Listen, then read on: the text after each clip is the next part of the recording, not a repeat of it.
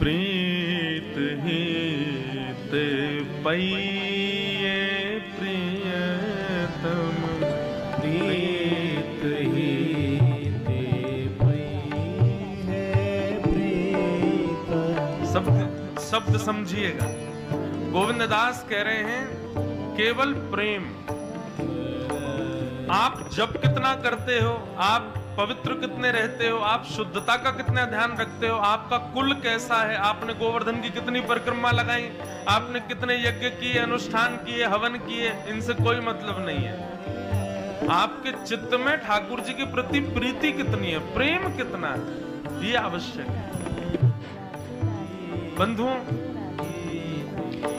आपने बहुत हवन किए, आपने बहुत तीर्थ यात्राएं की, आपने नदियों में स्नान किए, सुंदर तीर्थों में जा जा करके अनुष्ठान किए, संतों की सेवा की, परंतु इन सब के फलस्वरूप ठाकुर जी के सत्संग में, दर्शन में आपकी प्रीति नहीं है, तो आपके द्वारा की गई सब व्यवस्था केवल और केवल एक श्रम के समान है। लेकिन ठाकुर जी कथा में प्रीति है, वैष्णवों को देख करके मन रूपी मयूर नाचने लगता है, तो समझो आपके द्वारा किए गए यज्ञ, हवन, अनुष्ठान, तीर्थ यात्रा सब स्वीकार कर लिए ठाकुर जी ने। प्रीति, गोविंद दास कह रहे हैं प्रीत ही सो पइये प्रियतम, प्रीत ही सो पइये प्रियतम, प्रीत ही सो पइये प्रियतम, प्रीत ही सो पइये प्रियतम। जतपि रूप गुण शील सुधरता,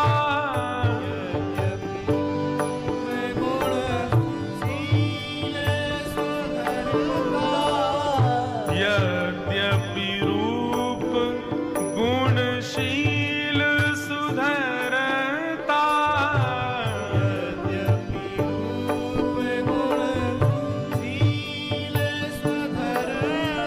भले ही आप रूपवान हो, भले ही दुनिया भर के गुण आपके अंदर हैं, भले ही कितनी भी शीलता और कितने भी सुधरा हुआ चित्त क्यों ना हो आपका, ठाकुर जी उससे रीझते हैं। इन बातन ना रिझई है, ठाकुर जी इससे नहीं रीझते। यद्यपि रूप गुण शील सुधरता, यद्यपि रूप गुण शील सुधरता, इन बातन ना रिझई है प्रिय, इन बातन ना रिझई प्रीत ही सो पइये प्रियतम, प्रीत ही सो पइये प्रियतम। सतकुल जन्म कर्म शुभ लक्षण, सतकुल ऊंचे कुल में जन्म होना, अच्छे कर्म करना, सतकुल जन्म कर्म शुभ लक्षण, सतगुण जन्म कर्म शुभ लक्षण, वेद पुराण पढ़ई है, वेद पुराण पढ़ी है।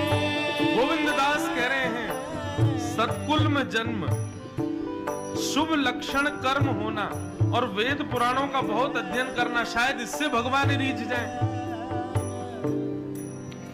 रावण किस कुल में जन्मा था? ब्राह्मण कुल में। रावण के पूर्वज कौन थे? पुलस्त ऋषि। वेद वेदांतों का अद्भुत ज्ञान था उसको, लेकिन क्या मिला उसको? कुछ भी नहीं। सतकुल में जन्म होना शुभ लक्षण कर्मों का अच्छा होना, वेद पुराण पढ़े हैं, इनसे ठाकुर जी नहीं रीझते। तो बोले फिर रीझेंगे कैसे ठाकुर जी, मानेंगे कैसे? तब गोविंद दास कहते हैं, गोविंद प्रभु स्नेह सुहालो, गोविंद प्रभु स्नेह सुहालो, गोविंद प्रभु स्नेह सुहालो, गोविंद प्रभु स्नेह सुहालो, रसना कहाँ नचे प्रिय, रसना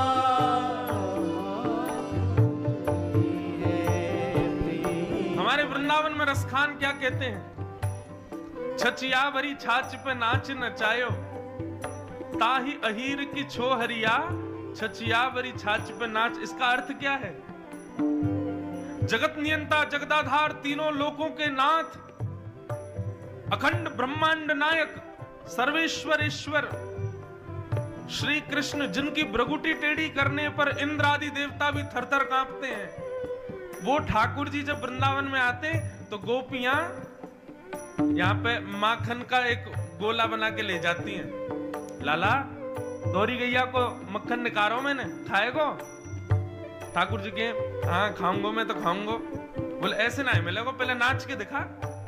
सो ठाकुर जी नन्हे से मक्खन को खाने के लिए त्रिलोकीनाथ उन गोपियों के सामने ठुमुक ठुमुक करके नाचने लग जाते हैं। जरा से माखन को पाने के लिए श्रीमद् भागवत में भीष्म पितामह कहते हैं, कृतमनुकृतवत्य उन्मदान्ध। गोपियां कहती हैं बंदर की तरह करके दिखाओ, ठाकुर जी बंदर बन जाते हैं। गोपी कहती है अच्छा नीचे बछड़ा की तरह चल के दिखाओ, तो ठाकुर जी बछड़ा बन जाते हैं। किस लिए? केवल मक्खन पाने के लिए नहीं, गोपियों के प्रेम के प्रभाव के वशीभूत होकर के। वही बात गोविंद दास कह रहे हैं, आप ऊंचे कुल में जन्मो, बहुत विद्वान बन जाओ, शुद्ध रहने लग जाओ, पवित्र रहने लग जाओ, हवन करो, तीर्थ यात्रा करो, और महाराज दुनिया भर के पुण्यों को करते रहो, शायद उससे भगवान मिल जाए। बोले नहीं मिलेंगे, केवल एक गुण ले आइए भीतर। क्या? गोविंद प्रभु स्नेह सुबालो, गोविंद प्रभु स्नेह सुहालो। उसके बाद रसना कहा जो नचे प्रिय, रसना कहा जो नचिए प्रीत, हे प्रीत ही सौंपइए प्रियतम, प्रीत ही सोपई है प्रीत, हाँ प्रीत ही सौंपइए प्रियतम, प्रीत ही सोपई है प्रीत।